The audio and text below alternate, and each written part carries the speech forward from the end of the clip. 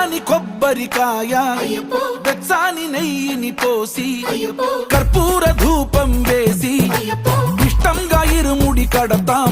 నువ్వు ఎత్తుకుంటే చాలు ఎన్ని పూనకాలు కంఠమెత్తి పాడుకోగా కన్యస్వామి కదిలిరాగా ఇరుముడి కట్టు కట్టు కట్టు కట్టు కట్టు ఇరుముడి కట్టు ఎక్కు ఎక్కు ఎక్కు ఎక్కు సారి మల్ల ఎక్కు.